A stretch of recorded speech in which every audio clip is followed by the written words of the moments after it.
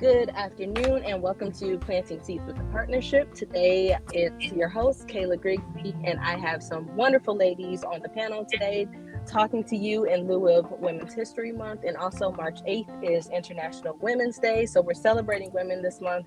And what better way to celebrate women than the ones who are a part of our amazing organization, Durham's Partnership for Children. So I would like to let the ladies introduce themselves and who they are. So we're going to start with Miss Kathy. Hi, good afternoon, everyone. I am Kathy Colley Robinson. I'm the director of the Early Childhood Program at Durham Tech Community College. And I have served on the board, I don't know how long. I'm on my last year, so however long that is. I'm wrapping up my service with the partnership board. I got involved with the partnership through some committee work and then got selected to join the board. Okay, Miss Cheryl. Hello, everyone. My name is Cheryl Brown. I am the director owner of Brown's Early Learning School, and I got involved with the partnership as a provider of services for the partnership, and I've been on the board. Now I'm going into my second term for the board. Awesome. And so, Kathy, I don't think you can have a final year. Good to know. Awesome. And Miss Diamond. Hi, everyone. My name is Diamond Buffet. I am the Children's Services Manager at the East Regional Library, which is a part of Durham County Public Library system. I am on the board at the partnership as the library representative, or at least that's how I started. Now I'm still representing the library. But I think I've been on the board maybe at least 6 or 7 years now. I can't believe it's been that long, but I think it actually has. But yeah. Awesome. Well, it is nice to hear from you ladies, and it's a pleasure to be able to speak with you all. I kind of wanted to talk to you a little bit just about who you are, your involvement with the partnership, and we're going to start with influential women to you. So my first question really to you all is, who's the influential woman in history to you, and how does the story or their story impact you in your work? And I'll start with Miss Kathy. Sure. I had a hard time with this question. I really did. I was racking my brain going, okay, influential woman. And so if we're thinking about a famous person in history, Maya Angelou always comes to mind. I was obsessed with her from starting as a teenager all throughout my 20s, read everything that she wrote, was just wanting to know all that I could about her. And just her, everything she experienced as a woman, and all of the struggles that she had, and just her resiliency and her strength, it just struck a chord with me. If she can encounter everything that she has encountered in her life and has come out on the other side and was such a powerful, impactful woman throughout her whole life. That was the famous person I came back to. But I tell you, the most influential woman in my life has always been my mother. Talk about a strong woman who did things that women weren't supposed to do. She never, being a woman, never stopped her or slowed her down. If anything, I never knew that women couldn't do things or weren't supposed to do things or shouldn't say things because of how she led her life. So those are two women that I have always looked up to. That's amazing. Miss Cheryl? Immediately I thought of my mother as well, Kathy. I didn't even think about a famous person, so I can't answer that question from that vantage point. There were just a lot of influential women in my life, my family members, my aunts, my teachers. But I would say the number one person was my mother, who had an impact on my life and how things have transpired for me in my life. With her entrepreneurial spirit that she started with when she founded the school that I now am still continuing to run. Wow. So my mother founded the school in the 70s, around 72. And in 98, if there was ever such a thing as being destined to do something, that's how I feel about it. And at one point I just had to say, okay, I get it. This is where I'm supposed to be. This is where I'm supposed to be doing. Because I have been literally at the child care center since I was 5 or 6. I went to college because that was what was expected. That was the plan that I was taught that I was going to go forward with. And I went off into the corporate world and I experienced that. But then I realized once I started having my own children that I wanted to have a greater day-to-day impact on their lives. And so then I transitioned back to the daycare. And so that's where I've been since 1998. Wow. Miss Diamond, what about you? Sure. So I read the question and I took it with the historical aspect in mind. Of course, I thought of family and things. But for me, sort of a historical legend in like the Raleigh, Durham area would be Molly Huston Lee, who was the first African American librarian in Raleigh.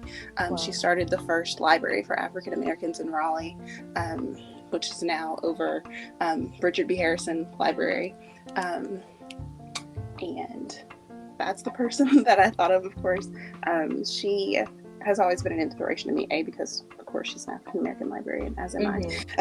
But one of her main focuses was ensuring that the library needs of the community were met, both through like coming into the physical space and with outreach and going out to reach the people where they were, which I also am a firm believer in. But yeah, she curated a collection. That collection has grown over the years. It's a large part of research because it's available through interlibrary loan for other people at other libraries across the country. So it's just a huge resource that she started and is now her namesake. I learned about her years ago, did a little research.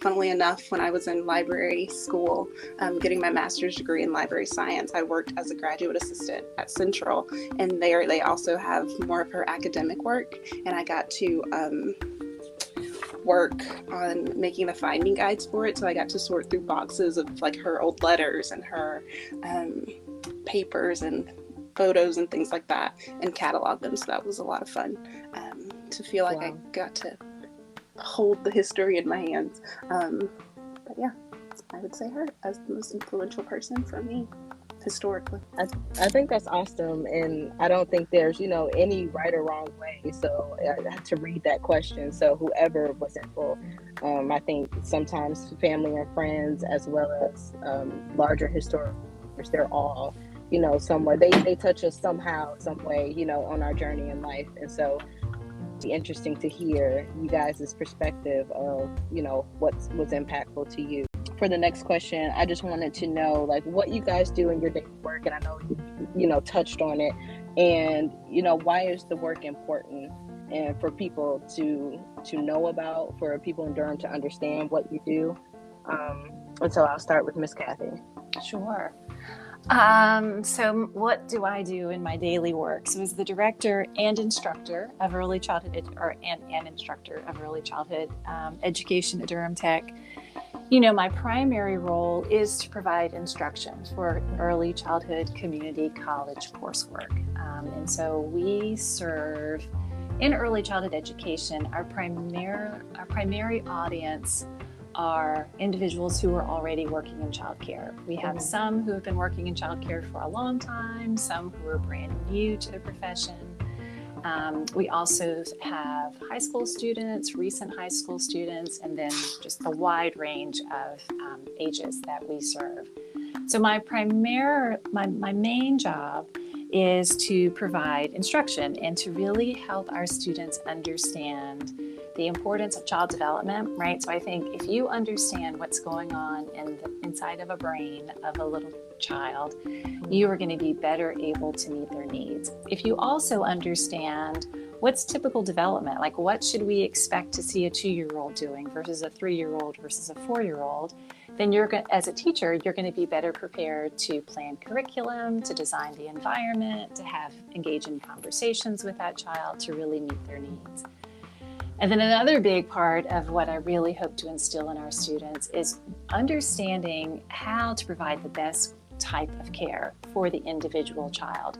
We do a lot of work in our early childhood courses here to help our students understand the importance of that individual child and in the context in which that individual child lives, right? So if we can really get to know who every single child is, who that child's family is, what is the community like in which that child lives in, and then provide the instruction and the relationship building all within that context, then we're really going to be able to help children grow and thrive and just be the best that they possibly can be. So, that's the big part of what I do, is helping our students to become the best early childhood professionals that they can be, and supporting them along that journey. Another big part of what I do is try to convince people that early childhood education is really a good field for them. It's challenging right now in our profession. The pay is still low, the respect is still low, and having that excitement and really helping folks understand that there is a solid career pathway for early childhood education. And with the more education you get, the more opportunities you have, and the greater impact you can have on your community, on children, on everything. So one follow-up question I'll have with that is, what inspired you to go down that career path, even if you ultimately, ended up somewhere you didn't expect? Yeah, so I've always been in early childhood, so always. Okay. I started in early childhood when I was a babysitter at 12. This is what I tell all of my students. I can't believe that my parents and these other parents allowed me to babysit at the age of 12. Shouldn't have ever happened. But yeah, I started early childhood education at the age of 12. When I went to college, I didn't know that early childhood education was a thing. I had no idea that one could have a career. So I started off as elementary education. But at my university, there was a child care center on campus. I had never seen a child care center. That was the first time I'd ever seen a child care center. And I just inquired about that and found out that, lo and behold, I could get a degree in early childhood education and I could be a preschool teacher, because that's what I always wanted to do, to spend time with the under the age of 5 with little ones. So I was a preschool teacher for 10 years. I worked with 3s and 4s primarily. And then I lucked into, I decided I wanted to move to Baltimore. So I got a job working at Towson University in their student daycare center.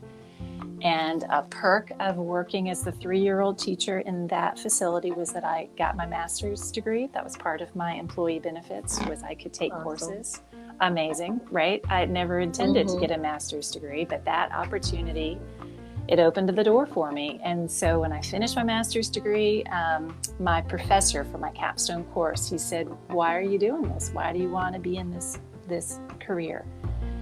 And that's when I said, working with children, I had a big influence on their lives. But if I can work with the teachers of children, if I can support those who are working directly with children, then I can have an even bigger influence. And I think I might have said, and that's how you change the world. Like, that might have been my capstone project of, you make the world a better place if you can empower others to recognize the beauty of children and to really support their growth.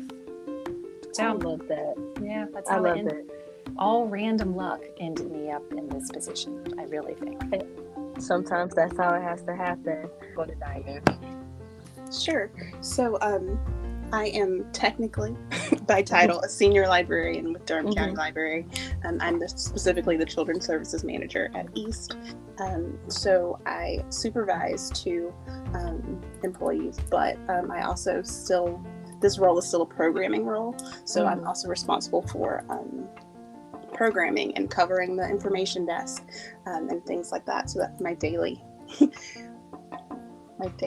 schedule situation would be to cover the desk for a couple hours and answer questions about computers and provide readers advisory to adults, kids, the whole gamut teams, as well as provide programming to the little ones. So I run a baby story time focusing on early literacy. I do craft programs with kids. We do school age programs with kids and things like that. So that's what my daily day looks like. But as far as what inspired me to go down this career path, I always loved libraries. Since I was a little kid, I've loved books. There are plenty of photos of me with books. Apparently, when my mom would come to pick me up from school in elementary school, I wouldn't be on the playground playing with the kids. I'd be in the library. But I wouldn't be in the library reading. I would be in the library helping the librarian with all of her tasks and like stamping books and like putting books back and all the things like that. So it's sort of been in me since the start. As soon as I was able, I did my elective, I guess, in high school, and was a library assistant. Outside of that, during the summer, I would work as I was a part of the Teen Library Corps in Wade County. So every summer I would do that as a teen, and basically spend every day at the library working and helping the librarians. They even let me answer the phone sometimes, which I thought was pretty cool. And then eventually, once I was old enough, turned 16 and was able to get paid, I applied for a job at the public library. So I did that. I was a page, and then eventually I became a library assistant. And then while doing that, while in college at Peace College, I worked in that library too, and did my internship there at that level. While I was in school at Central getting my master's degree, I worked in that library while still working at the public library. So yeah, and then after I graduated with my master's degree, I got a librarian job here in Durham County. I've been here, I think, about 8 years now, which is insane to me, but very exciting. So yeah, libraries have always been my thing. You can ask anyone back in high school, like they're like, you were the one person that knew exactly what you were going to do when you grew up. But yeah.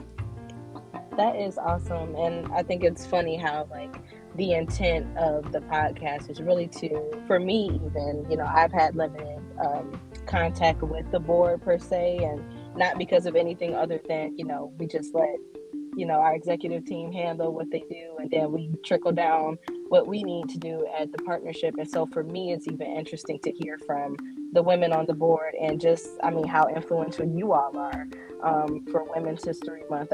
I'm pretty sure you're making history yourselves, and we may not recognize it sometimes in the things that we do day to day. But it's really empowering to like hear your path. We had Miss Kathy, who just, was like, I've always been into it, but it just seems like I just went wherever life took me. And I think that's an approach that some people, we always have to have our lives planned out, right? And so I think it's awesome to just hear that, hey, this is what I was interested in, and this is what I followed, and this is the difference that I'm making now. So hopefully people who listen to this can say, that they got something from it, that you all were inspirational and inspiring in your own right. Because I know it's definitely helped me just get an understanding of the caliber of people that we have serving on our board. So thank you for all the work that you do. But if you'd like to leave the listeners with any words of wisdom or anything that you wish somebody had have told you when you were younger about your career path, or just early education and what may be important to you, do you have any last words you want to leave our listeners with? Wow, I have to go first, don't I? Yeah. Oh, goodness. I never like going first. I'm always the one sitting in the back of the room listening, and then at the end, I'll add some words of wisdom. It's what I tell my students all the time when they are really struggling with just life and college and all of the things that go along. I always say none of this is a race. Take your time, enjoy the moment while you're in the moment, do the best you can, but then also just give yourself some grace, right? Like, especially the past 2 years and this global pandemic, we're all doing the best we can do. Just slow down a bit, enjoy the moment, and you're going to be okay. We're going to get to the other side of this. Mm-hmm.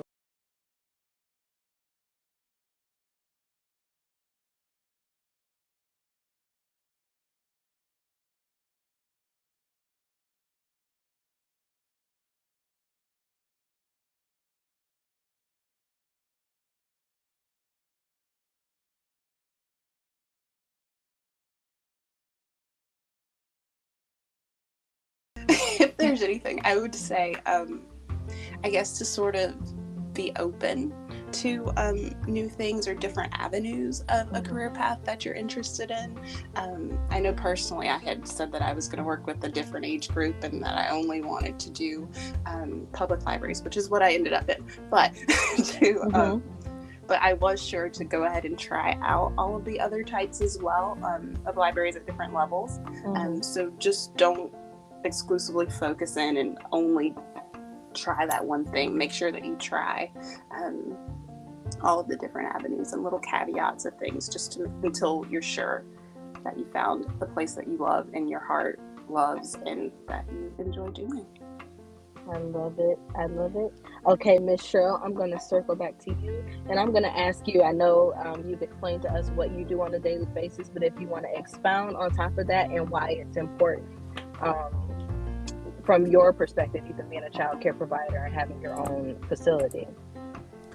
Well, in our particular instance, we participate in the NC Pre-K kindergarten program and the Durham Pre-K program. And what I think is significant about those two programs is that it is targeted to serve our most neediest families and children. And we have been participating with this program since 2003. And it really allows families who typically would not be able to afford a high quality childcare setting to get that experience. And so I think it's very important for us to have access for all families to be able to get a high level of childcare experience in a setting. And so for them, because children typically have a small window of people that are in their daily lives. And so to say that, oh, you came to my house, they will remember that. We always go as a team, we take a gift, and we just try to keep it as positive. It's not like, and I don't even call it a home visit, I call it a play date, because I want to extend the relationship and expand upon it as quickly as possible for the family and for the children.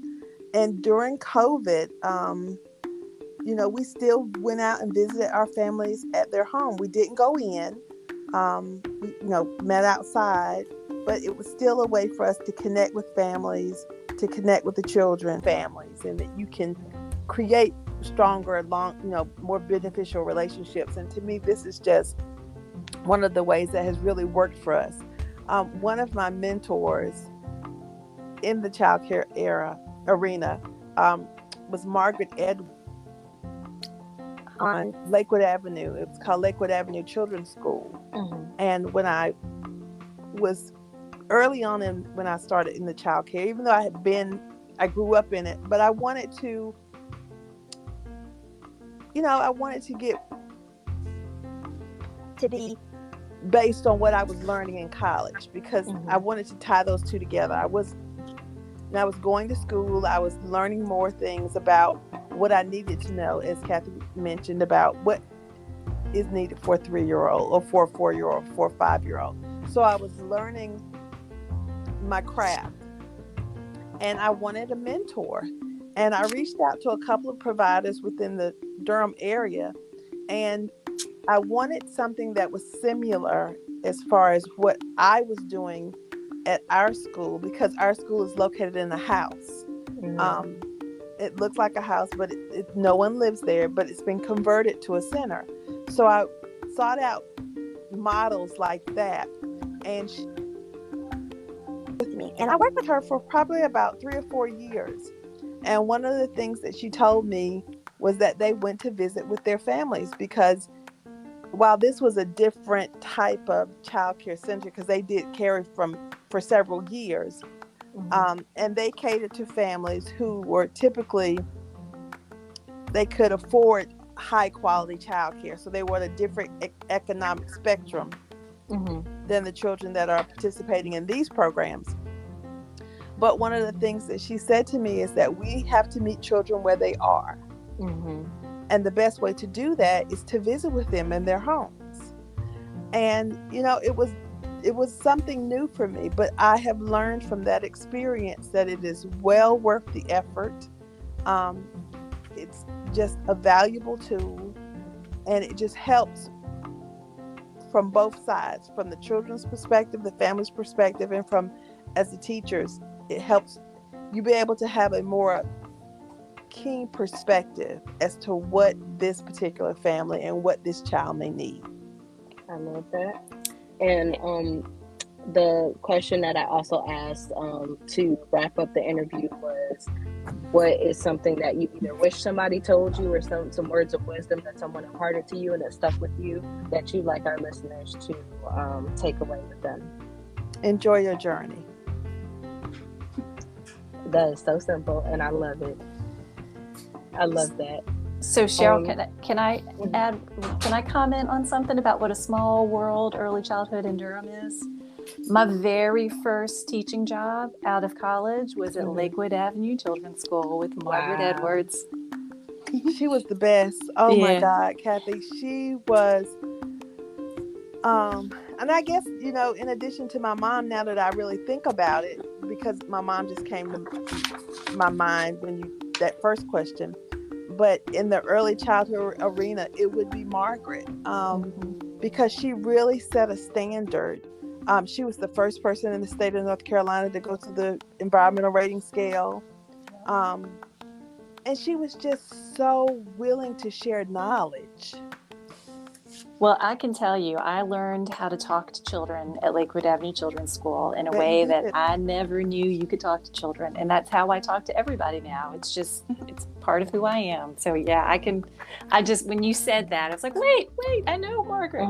Or I knew Margaret. How long did you work there, Kathy? I was only there 2 years, but it was the first 2 years after college, and it was the most influential 2 years of my life in early childhood, because it did, I had the book knowledge when I got out of college, but the 2 years at Lakewood set the foundation for what high quality care looks like, and how to talk to children, and how to create relationships with families, and all of those home visits that I did on those 2 years.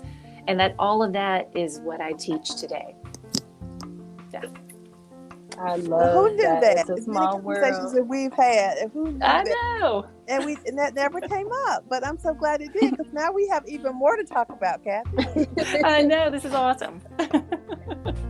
Well, ladies, I just want to say thank you for allowing me the opportunity to just ask you questions about your journey and who you are as influential women in early education.